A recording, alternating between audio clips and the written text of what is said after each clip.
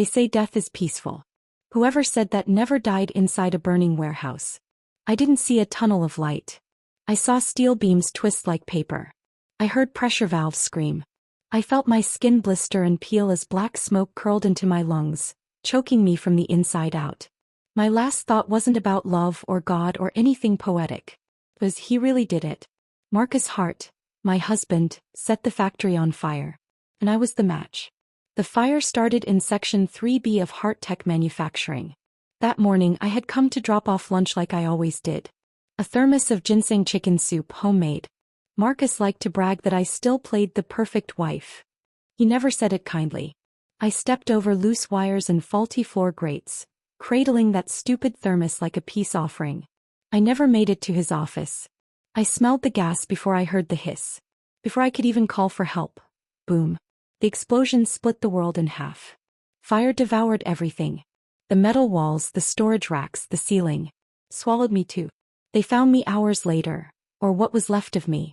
Charred. Unrecognizable. They said it was a tragic accident. A gas leak. That the factory equipment had malfunctioned. That safety protocols failed. That I had wandered into the wrong zone at the wrong time. But Marcus became a widower hero overnight. He gave statements to the press, sobbing on cue. She was the light of my life, he said, choking up. She was always too good for this world. There were flowers on our doorstep for weeks. Candles. Sympathy cards. He even kept one of my burnt shoes on his desk at the factory for motivation. Disgusting. I didn't know if I was in heaven or hell. But I do know this, the dead can watch. And I watched everything. Especially him. He wore my loss like a badge. He cried when the cameras were on and laughed when they weren't. Within a week he was dining with her again. Talia Rowe. The temporary factory line worker. The one with cherry red lipstick and heels far too tall for a production floor. I had asked him about her once. She's a kid, Celia. Don't embarrass yourself. Turns out, the kid was sleeping in my bed before my ashes were even cold. I saw them in his office. She sat on his lap, twirling his pen between her fingers. You pulled it off perfectly, Talia purred. Marcus smirked. Didn't I? Gas leak. No survivors. All the liability died with her. And the land. In my name now. She signed it over days before the fire. Out of love, he said, laughing. Can you believe it? Talia giggled, curling against him. You're a monster. And you love it. I think it was at that exact moment that my soul cracked. All those years. Cooking, cleaning, covering his debts, bowing to his mother's insults, selling my jewelry to pay for his factory equipment. And I died choking on smoke while he celebrated with his mistress on our paperwork. And what hurt most? I helped him do it. I don't know how long I drifted in that limbo. But then one morning everything shifted. I woke up to the sound of a leaky faucet. The smell of mothballs in the closet. The faint flicker of sunlight through the yellowing curtains in our bedroom. I bolted upright. My skin. Unburned. My hands. Whole. The bedside clock read 6:42 a.m. The same time I had woken up 30 days before the explosion. I scrambled to the mirror. My reflection blinked back. No scars. No ash. Just Celia Hart. 36 years old. Still exhausted. Still bruised. Still alive. I checked the calendar. Checked my phone. Looked through drawers.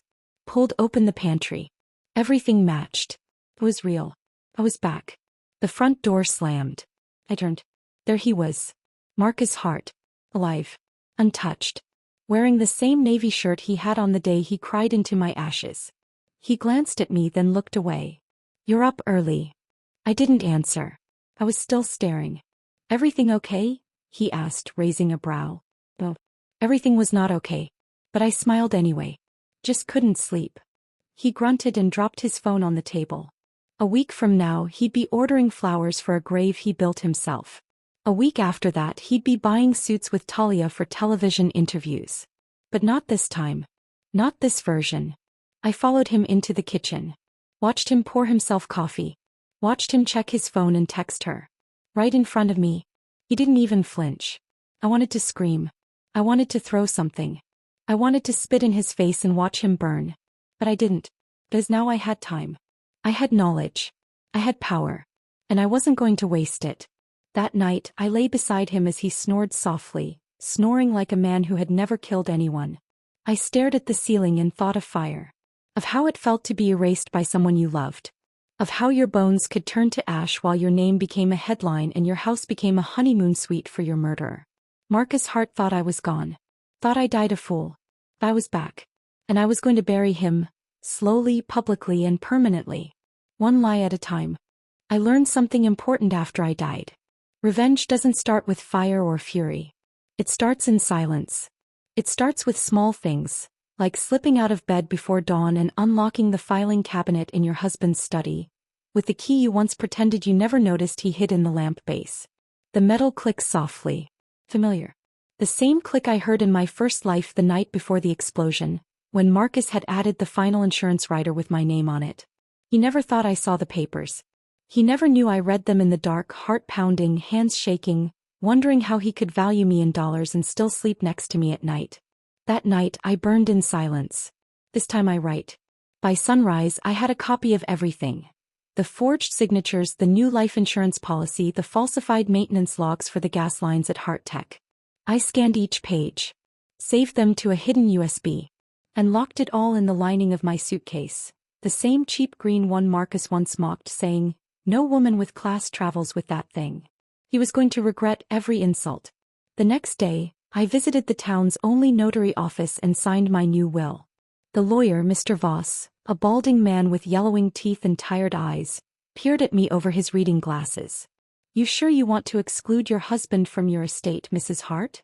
"I'm very sure," I replied sweetly. "We don't have children and my family land was never his to begin with." He adjusted his glasses. "Do you want to designate a beneficiary?" "Yes," I said. "In case something happens to me, it goes to the Riverbend Women's Relief Shelter." His pen paused mid-signature. "That's uncommon." "I know." He nodded and didn't ask again. It was better that way. 2 days later, I sold the entire 6.5 acres of farmland that my grandfather left me. The land Marcus was planning to mortgage after my death. I didn't use our joint account. I opened a new one under my maiden name, Celia Monroe, at a different bank 2 towns away. The money, nearly $240,000 after fees, was mine and mine alone. With that money, I was no longer a dependent housewife. I was a walking blade, honed on betrayal. Marcus didn't notice at first. He was too busy playing savior. Too busy holding emergency meetings with Heart Tech's board, sipping whiskey at 11 a.m., yelling at interns and sending little heart emojis to Talia Rowe while I cooked dinner he wouldn't eat. But by day 5 his energy shifted. He began looking at me differently. Suspicious. Not obvious yet. Just a little tense. "Where'd you go this morning?" he asked over lunch, barely touching his soup. "I went to the market." "Which one?" "The big one in Greystone. Better produce." He grunted. "You took the car?" "No. Caught a ride with our neighbor. Irene was heading that way." "Why?" "Irene moved to her daughter's house 2 months ago. But Marcus didn't know that because Marcus never noticed anyone who didn't benefit him. He just stared at me for a second longer than usual, then nodded. That night, I made a new set of hidden copies of the factory's safety inspection documents. The ones that were falsified last quarter, where Marcus marked pass, next to gas pipes that were rusted, brittle, and patched with duct tape. I remembered every signature. Every corner cut. I was the one who used to type up the reports for him. He would toss them on my lap after dinner and say, "You've got the neatest handwriting. Make it look legit." I made them neat. This time I made copies instead. On day 7 I walked into the main storage room at Heart Tech wearing gloves, carrying a thermos, pretending I was just there to bring lunch again. Marcus was on the phone in his office. Talia wasn't around. I slipped into the electrical room. I stood in front of the gas valve, the very one he'd tampered with to cause the leak. And I took photos. Every rusted corner. Every unsecured bolt. The corroded pipe. The mold along the ceiling. I emailed them to myself using a burner Gmail account. Subject line: Insurance fraud evidence, confidential. I didn't send it to anyone else. Not yet. But that file sat there like a coiled viper waiting to strike. At home Marcus had started testing me. Little things. "Did you pick up my dry cleaning? Why is the checkbook missing? Who called you this afternoon?" I never flinched. I cooked his favorite food, ironed his shirts, watered the roses he only remembered when his mother visited. I even rubbed his back after dinner, pretending I didn't remember the night he threw a chair at me for burning the lasagna. I became the wife he thought I'd always be. Sweet, stupid, silent. But underneath, I was sharpening my claws. One night after he fell asleep, I unlocked his desk drawer and flipped through his notebook. He was planning the explosion. He had even sketched the floor plan just like last time. He'd marked the faulty gas pipes, circled the ventilation system, scribbled notes about time delays, emergency exits, and which cameras needed to be turned off. At the bottom of the page in his handwriting, ensure Celia leaves through storage exit B. Close door behind her. Accident. My name. My death. Plan like a business meeting. I snapped a photo with my burner phone and put the notebook back exactly how I found it. Then I walked into the bathroom, stared at my reflection and smiled for the first time in days. He still thought I was walking into that fire. Good. He got bolder the closer he thought he was to freedom. The morning of day 10 he handed me a cup of coffee and said, "Been thinking, we should go on a trip after everything settles down." Really? I asked, blinking innocently. Yeah. Someplace warm. Start over. You've been tense lately. I wonder why. He laughed like I was joking. I sipped my coffee slowly. If he tasted poison on my tongue, he didn't mention it. He didn't know I had already written a resignation letter to the Heart Tech Board, dated 1 week from now. He didn't know I had already signed a statement with the regional fire inspector, requesting an anonymous review of the factory. He didn't know I had already submitted a backup of every transaction from the company's account to a financial crimes investigator under a protected whistleblower clause. And he sure as hell didn't know that I was planning to be miles away when he lit the spark. I lay in bed that night and whispered to myself, "You won't bury me this time." Then I kissed him on the cheek before turning out the light. There's a specific kind of stillness that comes just before everything breaks. Like the air holding its breath. Marcus had no idea I was watching him. He still thought I was just playing house, folding his shirts, pretending not to notice how often he showered after coming home late, smiling at his gaslighting like a fool. But I'd already buried the version of myself that cried when he slammed doors or lied to my face. And now I was digging up the truth, one transaction at a time. It started with an invoice.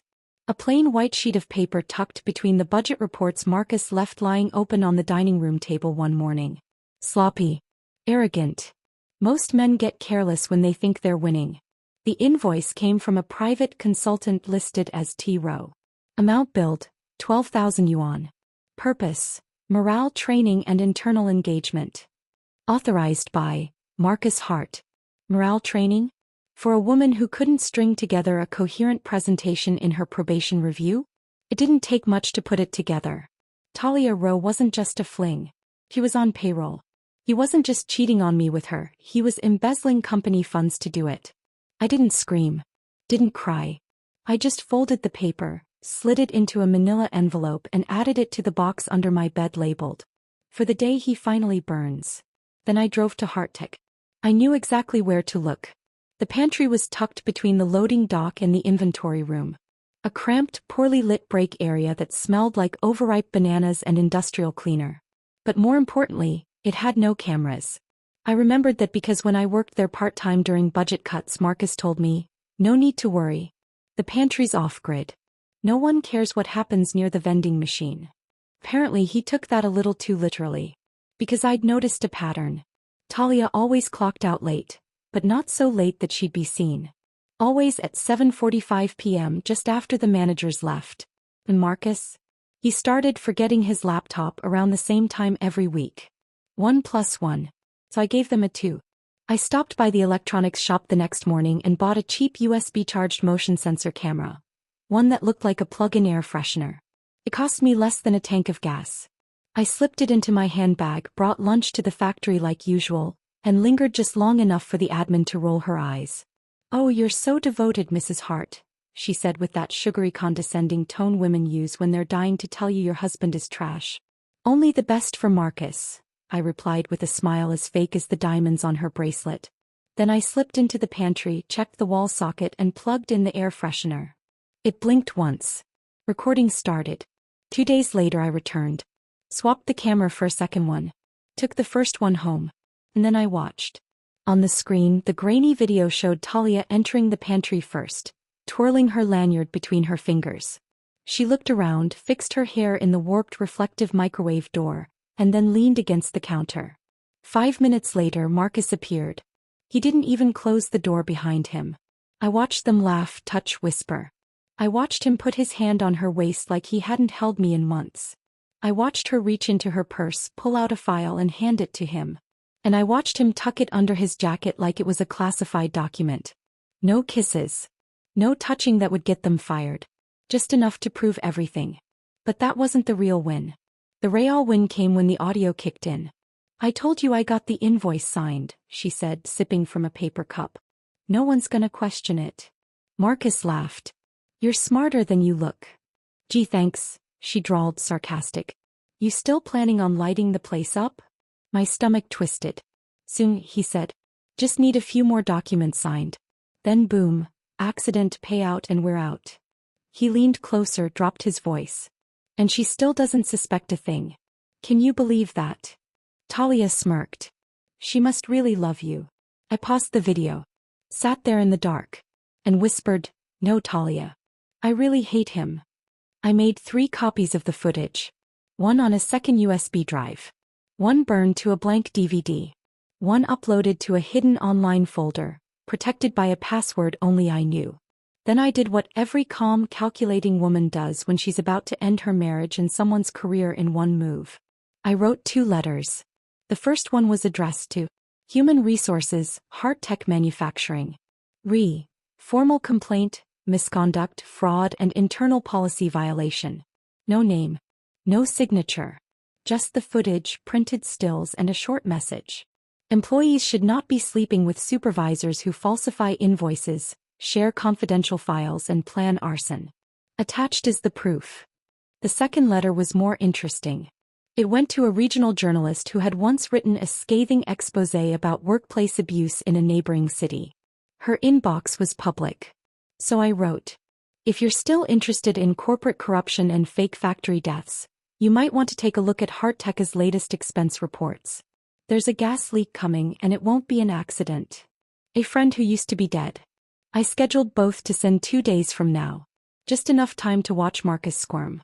At dinner he asked why I was humming. "I'm just in a good mood," I said, ladling soup into his bowl. "You've been weird lately." I tilted my head. "Weird how?" He shrugged. "I dunno. Too nice." "Would you prefer I throw the soup on you?" He narrowed his eyes.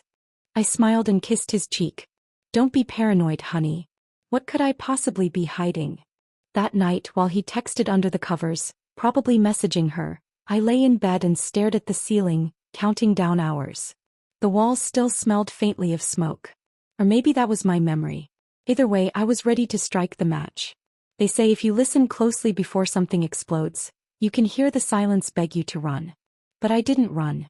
I walked, slowly, deliberately, because this time I wasn't the victim. I was the witness. And soon I'd be the last one standing. The morning of the fire looked like any other. A gray haze hung over the sky like it knew what was coming. I packed Marcus's lunch, kissed his cheek, and watched him drive off to the factory he was planning to burn, with me in it. He didn't know that I had already been there hours earlier. Hearttecha's warehouse was never guarded early. At 5 a.m. the front gate creaked open without resistance. The guards didn't show up until 6, and even then they barely glanced up from their phones. It took 5 minutes to cross the floor, another 2 to reach the archives. I knew where the safety inspection binder was kept. Bottom drawer, second cabinet from the left in the maintenance office. The one Marcus had updated 3 days ago with forged documents that proved the pipes were fine. They weren't. The leak had been building for weeks. In my past life I died thinking it was a freak accident. But in this one I had seen his notes. Heard him say boom like he was talking about a party trick. And now I had the power to decide who burned. I opened the binder. Page after page of lies. Rubber-stamped approvals with digital signatures Marcus had copied from the safety officer's old files. I didn't erase anything. Well, that would be too easy. Instead I flipped to the back and added a new page. A report with real photos I'd taken. Corroded pipes, damaged pressure gauges, exposed wiring. and my own signed statement. These violations were deliberately omitted in recent reports. Immediate hazard to life. Then I reordered the pages. Put the real report on top. Placed the forged pages underneath. I wanted whoever found that binder to see both truths. The one Marcus had tried to create and the one I left behind. Let the investigators sort out which one mattered more. As I walked through the warehouse, I passed the spot where I had died. The floor was still stained, though no one dared call it blood. Just oil, they said. Just dust and soot and accident residue. But I remembered the smell. I stood there for a moment, breathing it in like it was perfume. Then I turned, walked straight to storage exit B and tested the door. Unlocked. Still broken like always. No one ever thought to fix it. That's where Marcus had planned for me to leave after lunch the day of the explosion. Accident, he'd written. Gas leak triggered after Celia exits. Only last time I didn't exit. Because I never got the chance. This time, I had the key. I took one last look at the factory floor. The crates. The wires. The panels he'd wired to short out with the heat. Then I slipped out the back, boots silent on the gravel. No goodbyes. No messages. No dramatic tears. Just clean air and distance. By 7:30 a.m. I was already in a rented flat 3 towns over. Windows open. New phone in my hand. Laptop charged. An untouched cup of coffee steaming beside me. I sat cross-legged on the floor and opened the live feed from the Fire Safety Board's early inspection report log. 2 names were listed under that day's flagged locations. Marcus Hart, site supervisor. Celia Monroe, anonymous whistleblower. I smiled. Let the explosion come. I was no longer in the blast zone. The fire started just after noon. The same time it had before. I watched it unfold from my laptop screen. Breaking news. Smoke poured out of the Harttech warehouse like the building itself was screaming. Flames leapt from the roof. Sirens. Screams. Emergency crews racing toward the site. Cameras everywhere. And in the center of it all, Marcus. Covered in ash. Limping. Shirt torn for maximum effect. Arm around a security guard, shouting orders, pointing in every direction like a man fighting for his kingdom. The press loved it. Widowed Seo narrowly survives factory explosion. Again. But that wasn't the headline that mattered. Not to me. The one that hit 20 minutes later did. Safety violations found in Harttech explosion.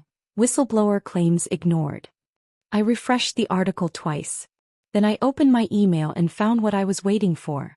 A message from the same journalist I had sent the footage to. We got your package. The footage is damning. Can you speak on record? I stared at the screen for a long time. Then I typed. Not yet. But soon. By nightfall the factory was sealed off. Fire marshals. OSHA. Insurance reps. Police. All asking questions Marcus never expected. Why did the top safety report contradict the signed one? Why was there a new statement dated just before the explosion?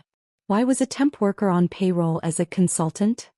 Why had his wife not been there to deliver lunch as she always did?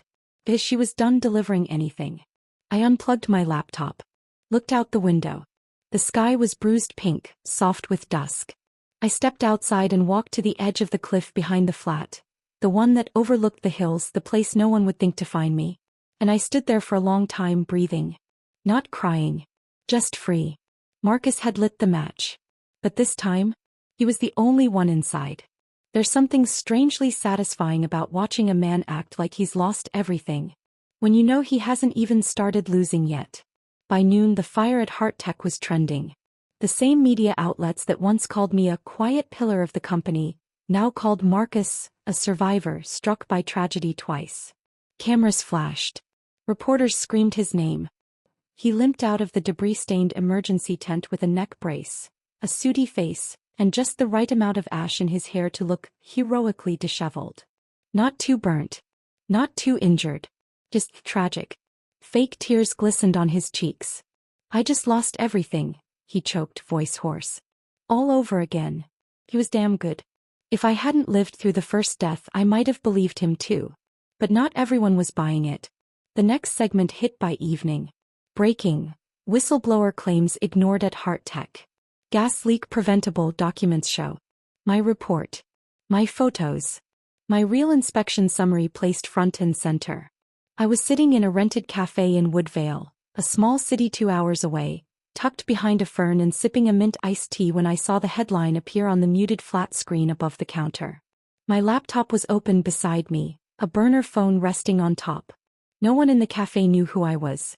The barista had called me Ms. Monroe, with a smile that didn't care. The couple near the window was too absorbed in a breakup to notice the woman watching herself be declared dead for the second time in a year. And that's exactly how I liked it. Marcus gave a press statement at 5 p.m. sharp. I should have known, he said, voice gravelly. I should have double-checked the safety protocols. The reporter, some blonde from a network that ate up sob stories, gave him her best sympathy stare.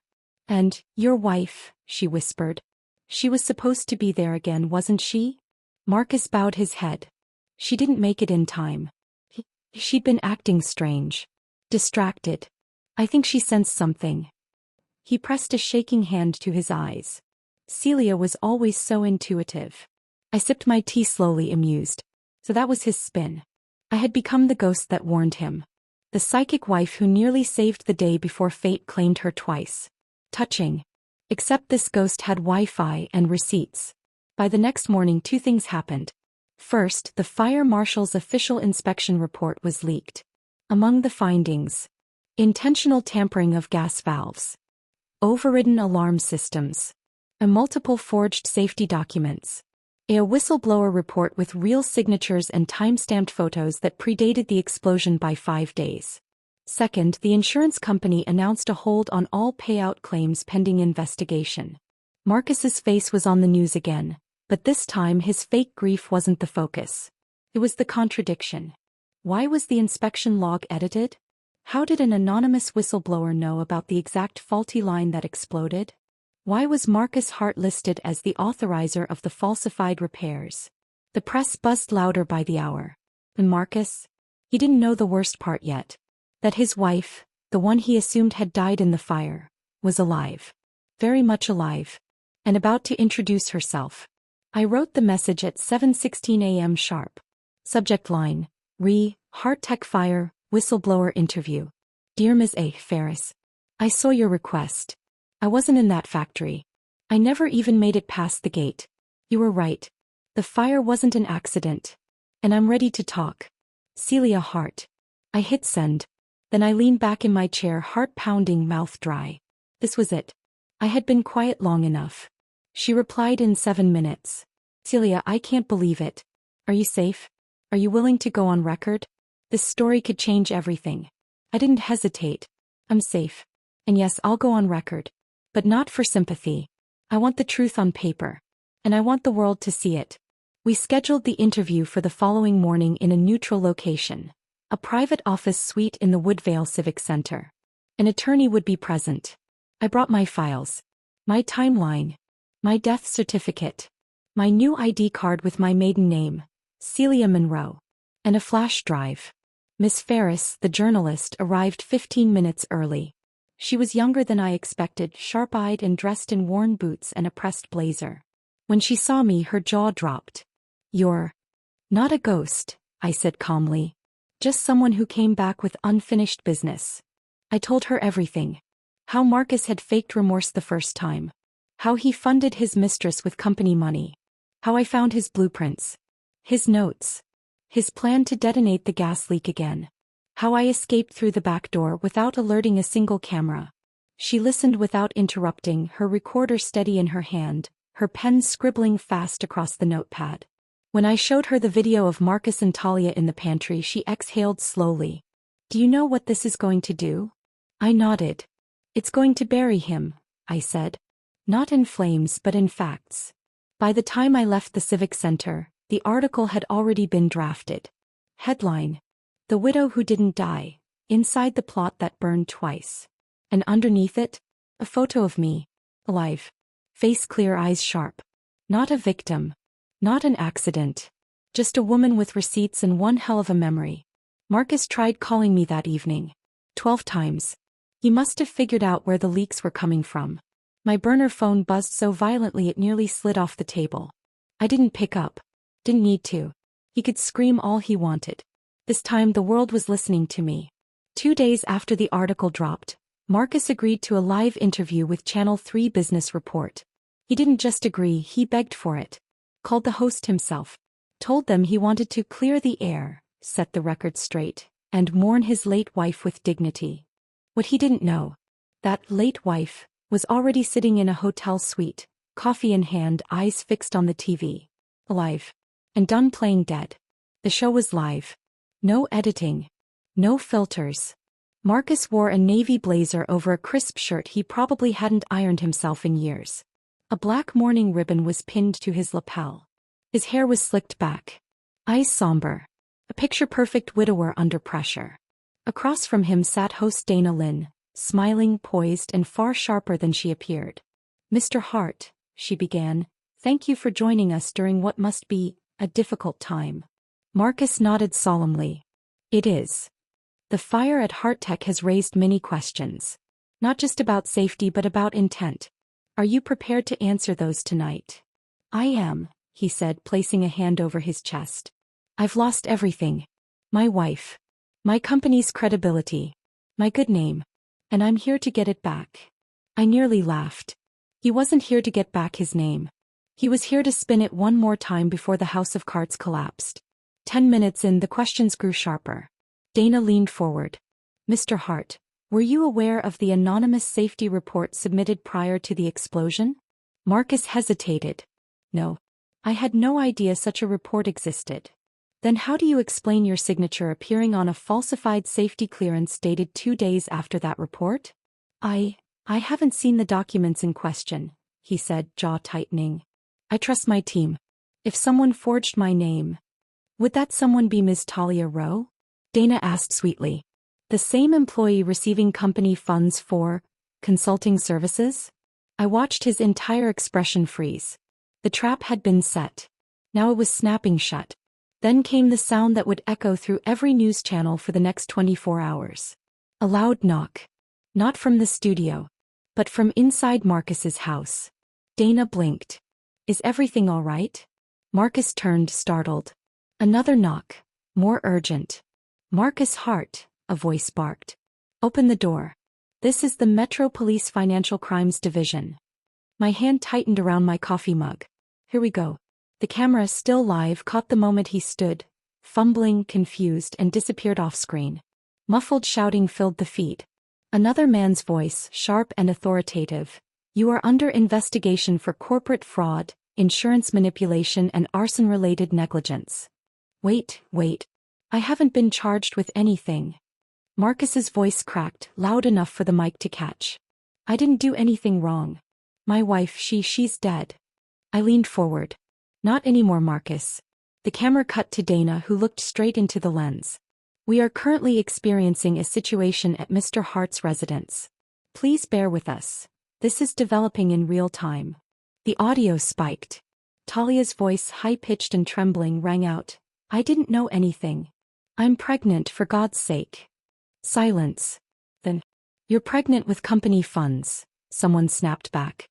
"That's about all we can confirm right now." And just like that, it was everywhere. Social media exploded. Clips of the arrest went viral within an hour. Hashtag Marcus Hart. Hashtag widow who didn't die.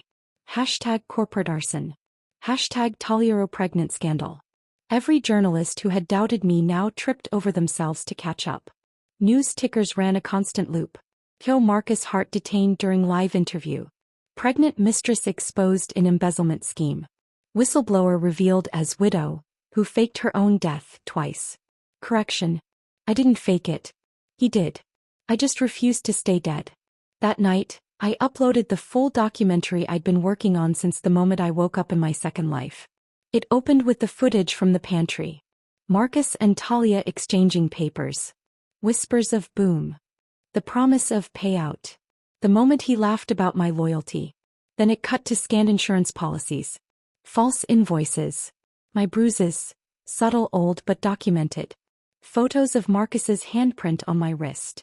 Photos of the broken valve in the gas line. My new will. My resignation letter. The back door I escaped through.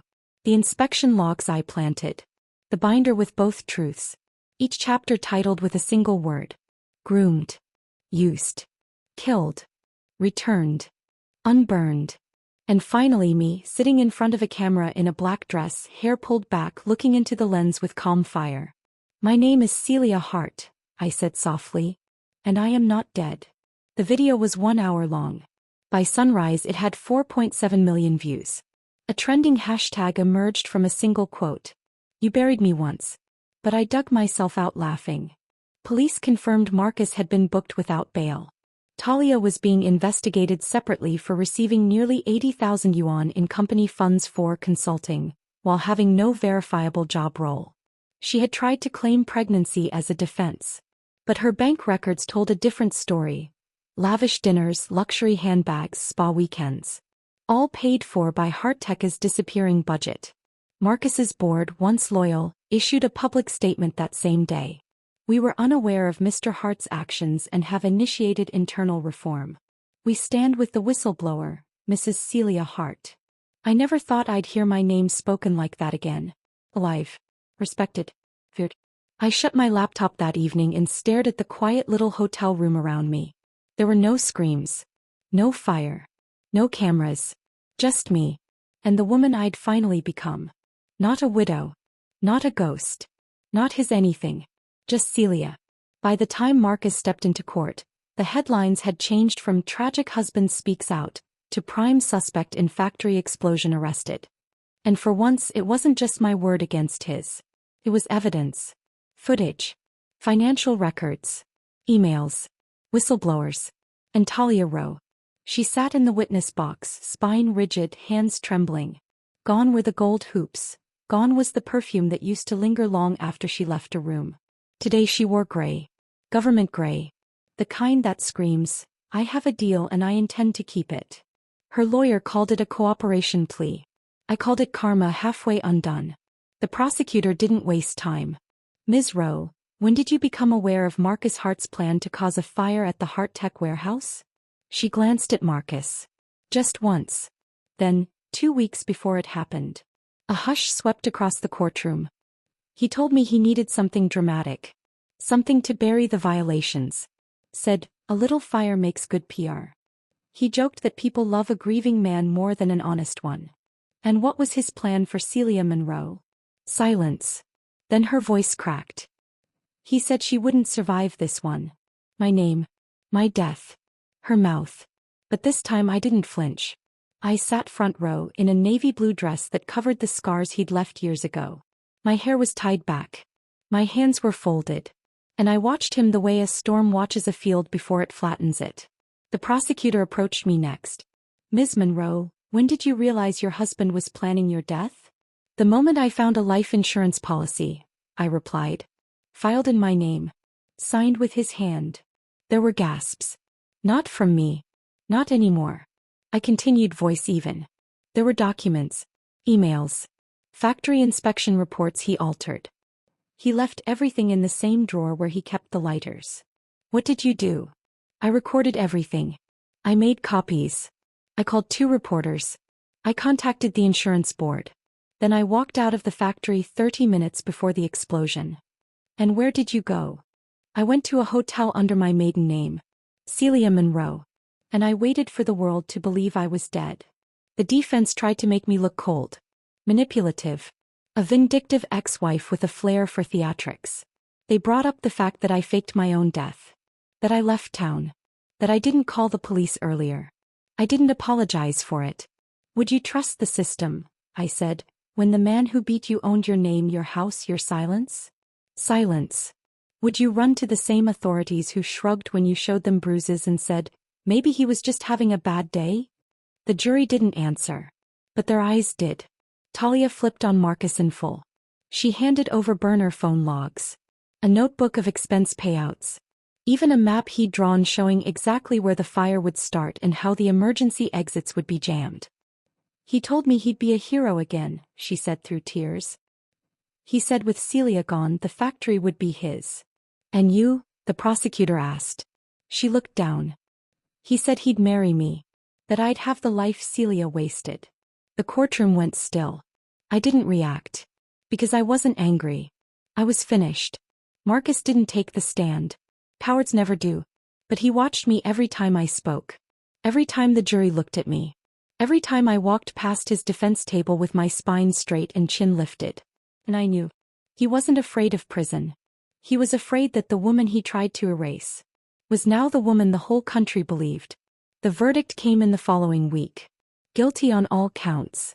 Arson, fraud, attempted murder, domestic abuse, insurance conspiracy. The judge's gavel fell like thunder. The bailiff stepped forward. Marcus tried to mouth something at me as they cuffed him. But I had already turned. I didn't need to hear it. I already knew what it would be. An excuse, a plea, or maybe even an apology. But none of it mattered anymore.